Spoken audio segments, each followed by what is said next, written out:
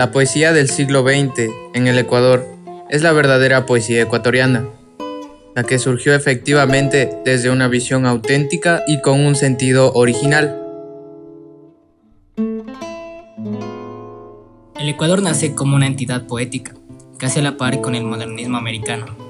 Nuestro modernismo, triste, enmascarado, disfrazado de bufón de lágrimas, de exquisito poeta francés, que manipulaba al símbolo romántico hasta enfrascarlo en un individualismo tenaz, para que se consuma en un hermoso infierno autopuesto por una voz poética derrotada.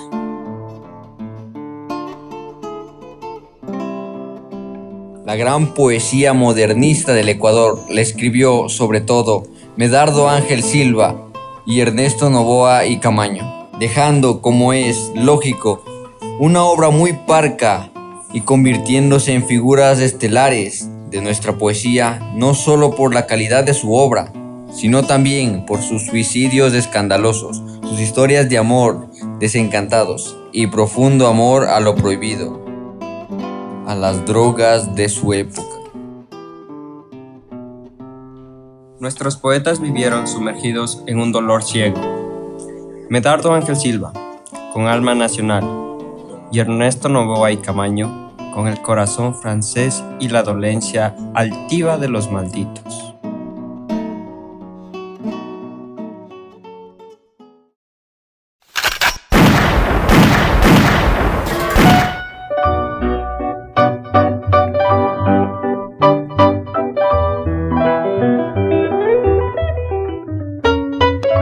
Generación Decapitada fue una agrupación literaria formada por 4 poetas jóvenes ecuatorianos en las primeras décadas del siglo XX. 2 guayaquileños, Medardo Ángel Silva y Ernesto Noboa y Camaño, y 2 quiteños, Arturo Borja y Humberto Fierro, fueron los precursores del modernismo en el Ecuador.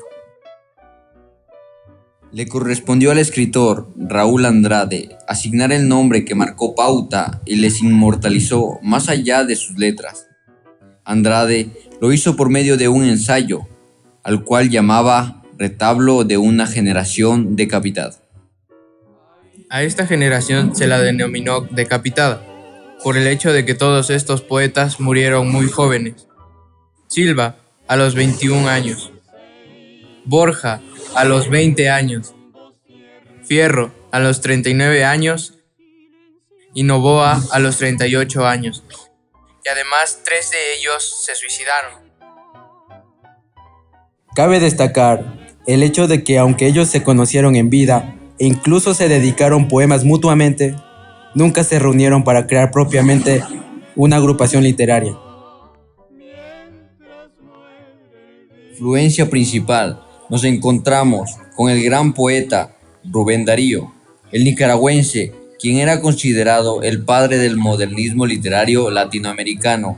Él fue uno de los tizones que encendió la llama de las letras en los corazones de estos 4 poetas.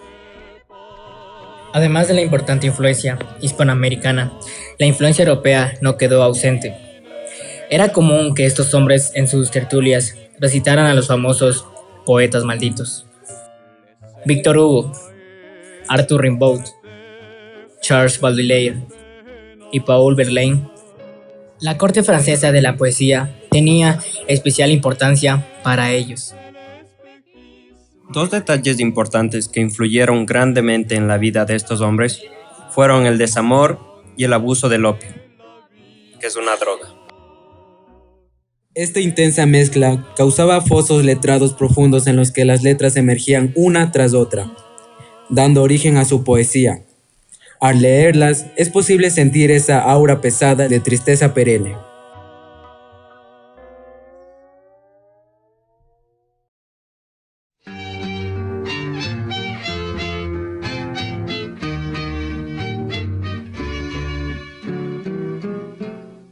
Cuando de nuestro amor la llama apasionada dentro tu pecho amante contemples extinguida. Arturo Borja, uno de los poetas de la llamada generación decapitada. Fue el primero en despuntar como modernista. Arturo Borja nació en Quito en 1892, 13º hijo de la larga familia de 16 hermanos, formada por el ilustre jurisconsulto Dr. Luis Felipe Borja Pérez y por su cónyuge y prima hermana Carmen Amelia Pérez Chiriboga. Arturo vivió una niñez tranquila, pero no feliz, con sus padres y numerosos hermanos. Un día sufrió una lesión en el ojo derecho, que se hirió casualmente hincándose en una pluma con la cual escribía. En 1907 viajó a curarse a París, en compañía de su tío, Carlos Pérez Quiñones. Hasta 1908 anduvo con una venda negra puesta en los ojos, lo que aumentó su autismo, pues a veces se comportaba alegre y sociable, y en otras triste y melancólico. Llegó el tiempo de su mejoría y aprovechó para seguir con aspiración el curso de literatura en Francia, que a principios del siglo era rica y abundante, y su niñez florida pudo hacer obras de selección. En 1910 publicó en la revista Letras de Quito sus traducciones al español de Les Chants de Maldoror, del Conde de Lautréamont. El 15 de octubre de 1912 se casó y fue a pasar la luna de miel a una de las haciendas cercanas, a Guápulo, donde estuvo 2 semanas completas. Poco después, a los 14 días de haber llegado a Quito, el poeta se envenenó con una sobredosis de morfina. Entonces se comentó que él y su esposa habían hecho un pacto de autodestrucción, que a la última hora ella no cumplió, pero logró ocultar todas las evidencias y se hizo parecer su muerte como un desmayo para evitar el escándalo social y cultural, que de todas maneras se produjo, pues la gente adivinó el drama enseguida. Rasgarme el pecho, amada, y en tus manos de seda.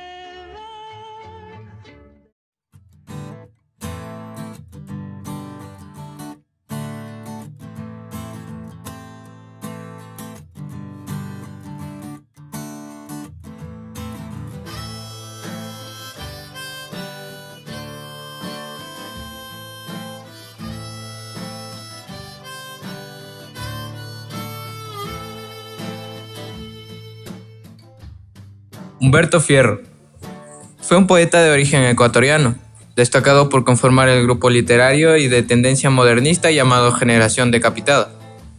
Los poetas decapitados eran 4 jóvenes de la aristocracia ecuatoriana del siglo XX que recibieron las influencias del modernismo de Rubén Darío y el simbolismo francés a finales del siglo XIX. Este movimiento literario estaba conformado por Medardo Ángel Silva, Arturo Borja, Ernesto Noboa y Camaño y Humberto Fierro. Los 4 jóvenes han sido considerados los precursores del modernismo en Ecuador. Aunque se dejaron arrebatar la vida a muy temprana edad, su corta obra tiene vital importancia en la literatura ecuatoriana. En el caso de Fierro, fue el que sobrevivió un poco más que sus compañeros, llegando a rozar las 4 décadas de vida. Su estilo poético difiere considerablemente de los otros decapitados, porque se empeñaba en la perfección de la forma, por lo que sus versos resultan algo severos. Toda su obra está marcada por una especial sensibilidad, producto de su influjo por la poesía francesa, así como por su exquisito gusto y conocimiento de música y pintura. Con sus versos, el lector puede viajar a lugares exóticos y también de leyenda, gracias a su afán de escapar de la realidad que lo rodeaba. Solo tiene 2 libros en su haber, pues el resto de sus escritos los destruyó. En vida publicó Laúd en el Valle, y 2 décadas después de su muerte se publicó Velada Palatina. Al igual que sus compañeros del movimiento Generación Decapitada, la muerte lo alcanzó muy joven. Si bien no se esclarecen las causas de su muerte, ha trascendido que en 1929 se cayó bruscamente por un despeñadero y así perdió la vida. Humberto Fierro nació en 1890, en Quito, producto de la alianza de Enrique Fierro Rosero, de origen colombiano, y de Amalia Jarrín Zapata, oriunda de Ecuador. Fue el tercero de una numerosa familia de 10 hijos. La familia Fierro Jarrín Tenía una acomodada posición en la aristocracia ecuatoriana debido a que el padre era un hacendado de Miraflores y se dedicaba a la ganadería y la compra de otras tierras. A muy temprana edad se encontró con la que fue la mujer de su vida por una pequeña calle de la capital ecuatoriana. A ella se le rindió completamente, incluso contrariando la voluntad de su madre. Fue así como se casó con Soledad Paz en el año de 1913. El matrimonio le costó su fortuna y poco después perdieron también el sustento de la familia de su esposa, por lo que la joven pareja quedó en una precaria situación económica. En 1914 nació su primer hijo, que falleció el mismo día de su nacimiento. En 1917 nació Aida, la hija de la pareja. Los ingresos del poeta eran bastante escasos y se dedicaba a ser escribiente de una oficina ministerial. Cedió a la presión materna y a la añoranza de su vida en Miraflores, por lo que dejó a su familia y volvió al terruño en Miraflores, donde todavía vivían sus hermanas. En 1916, el poeta fue presentado por la revista Renacimiento en un trabajo titulado Un poeta selecto, fragmentos de un estudio sobre Humberto Fierro, en el que se dieron a conocer sus aciertos como poeta. De la pluma de Medardo Ángel Silva, se presentó a Fierro como un maestro entre sus contemporáneos, resaltando la influencia de Baudelaire y Poe. Esta publicación sirvió de ventana para Fierro, especialmente por venir de la mirada de otro poeta de la época. Seguidamente, Fierro comenzó a tener apariciones en revistas locales, entre las que destacan Caricatura, Arte Nuevo, Frivolidades y Letras, destacando su predilección por la naturaleza y el tiempo. Fue tomando fuerza entre los lectores ecuatorianos, quienes hallaron en él un escape a la poesía tradicional. El mismo Medardo Ángel Silva difundió la poesía de Fierro en círculos literarios internacionales. De ahí que haya sido reconocido inmediatamente en Venezuela, Colombia y otros países de Latinoamérica. La obra de Fierro dista un poco de sus colegas en cuanto a que sus versos resultan más rígidos, a la vez que evidencian su exquisito gusto por las artes y su obsesión por la literatura, haciendo, por ejemplo, alusión a la obra de Dante y de las aventuras del Quijote. Es por esto que sus versos tienen cierto brillo de esperanza, de deseo de vivir, y un culto a la belleza que le dan a una cadencia particular. Si bien fue el único de los poetas decapitados que logró vivir distintos cambios de la sociedad ecuatoriana en medio de la violencia, la crisis y la pobreza, coincidió con sus compañeros en que su literatura escapa de esa realidad, quizá para refugiarse en un mundo mágico que incluso lo condujo a la muerte.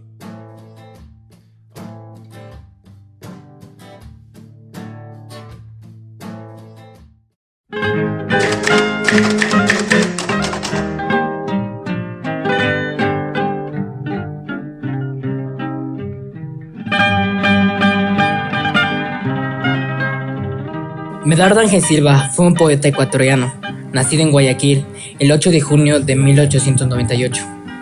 Nutrió la letra de sus creaciones a partir de las fuentes vivencias que protagonizó. Mientras que otros adolescentes disfrutaban de su juventud, a Silva le llegaron a muy temprana edad el dolor y el contacto cercano con la muerte. Siendo niño, Silva sufrió la muerte de su padre, que los dejó a él y a su madre en una profunda crisis económica. Esta situación, aunada a la guerra civil que experimentaba Ecuador durante esos años, incrementó la crisis alrededor de la cual crece y se desarrolla Medardo Ángel Silva. Además de escritor, Silva también fue músico y compositor. Gracias a sus aportes, se le ha considerado como uno de los ecuatorianos más representativos del modernismo, especialmente en el ámbito de la poesía, género en el cual destacó por sus interesantes creaciones. Medardo Ángel Silva fue un poeta precoz, dado que su carrera fue bastante corta. Murió a los 21 años. En vida publicó 2 obras, y en 2004 la Biblioteca Municipal de Guayaquil, a través de su proyecto de rescate editorial, publicó las obras completas de Silva.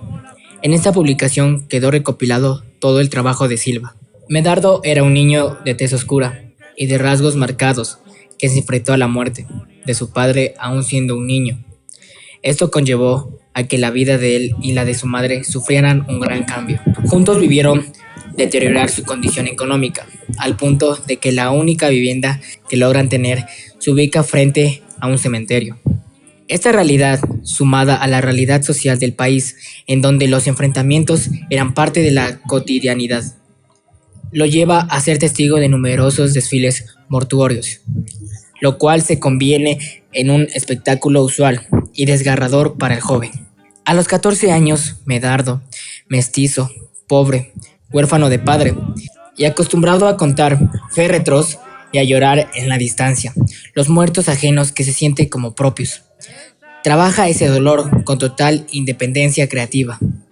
Medardo Ángel Silva publicó 2 obras, María Jesús y El árbol del bien y del mal. Otras de las obras más representativas de Silva se publicaron de forma inédita. Entre estas destacan Trompetas de oro, La máscara irónica y El alma en los labios.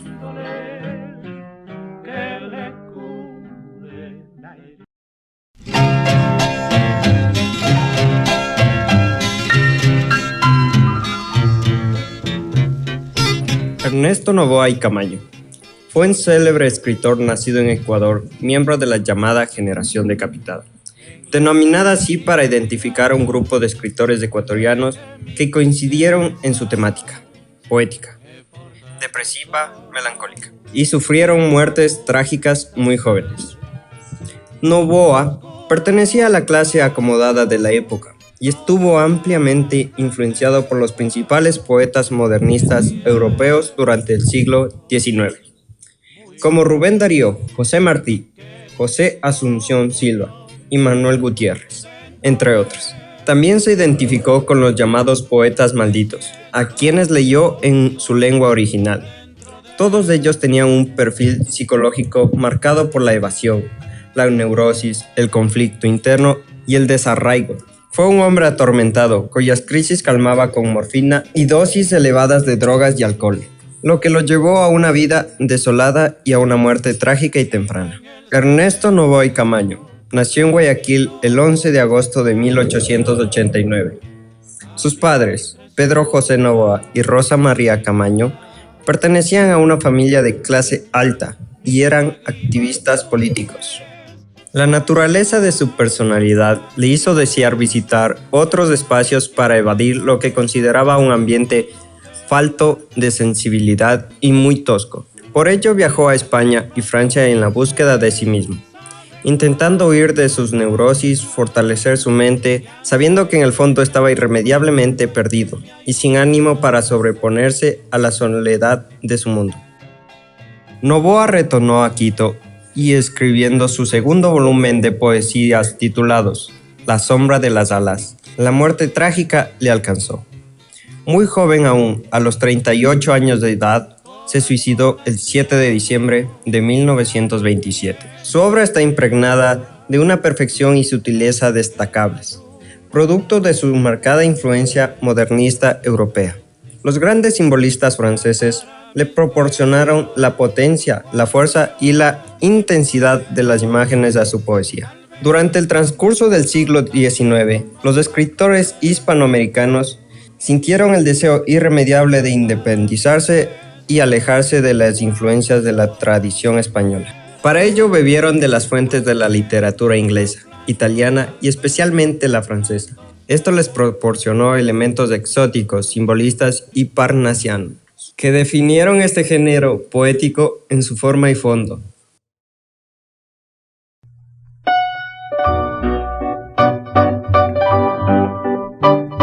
Hay tardes en las que uno desearía embarcarse y partir sin rumbo cierto, y, silenciosamente, de algún puerto, irse alejando mientras muere el día.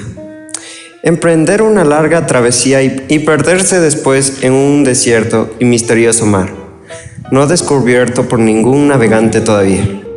Aunque uno sepa que hasta los remotos confines de los piélagos ignotos le seguirá el cortejo de sus penas, y que, al desvanecerse el espejismo, desde las glaucas ondas del abismo, le tentarán las últimas sirenas. Se va con algo mío, la tarde que se aleja. Mi dolor de vivir es un dolor de amar. Al son de la garúa, en la antigua calleja, me invade un infinito deseo de llorar. ¿Qué son cosas de niño?, me dices. Quien me diera tener una perenne inconsciencia infantil. Ser del reino de día y de la primavera, del ruiseñor que canta y del alba de abril. Ser pueril, ser puro, ser canoro, ser suave. Trino, perfume o canto, crepúsculo o aurora, como la flor que aroma la vida y no lo sabe, como el astro que alumbra las noches y lo ignora. Tu cabellera tiene más años que mi pena, pero sus ondas negras aún no han hecho espuma, y tu mirada es buena para quitar la bruma, y tu palabra es música que el corazón serena. Tu mano fina y larga de Belkis me enajena, como un libro de versos de una elegancia suma. La magia de tu nombre como una flor perfuma, y tu brazo es un brazo de lira o de sirena. Tienes una apacible blancura de camelia, ese color tan tuyo que me recuerda a Ofelia, la princesa romántica en el poema inglés. Y un corazón del oro, de la melancolía, la mano del bohemio permite, amiga mía, que arroje algunas flores humildes a tus pies. Para mí tu recuerdo es hoy como la sombra del fantasma a quien dimos el nombre de adorada. Yo fui bueno contigo, tu desdén no me asombra, pues no me debes nada, ni te reprocho nada. Yo fui bueno contigo como una flor. Un día del jardín en el que solo soñaba, me arrancaste. Le di todo del perfume de mi melancolía, y como quien no hiciera ninguno mal me dejaste. No te reprocho nada, o a lo más mi tristeza, esta tristeza enorme que me quita la vida, que me asemeja a un pobre moribundo que reza a la Virgen pidiéndole que le cure la herida.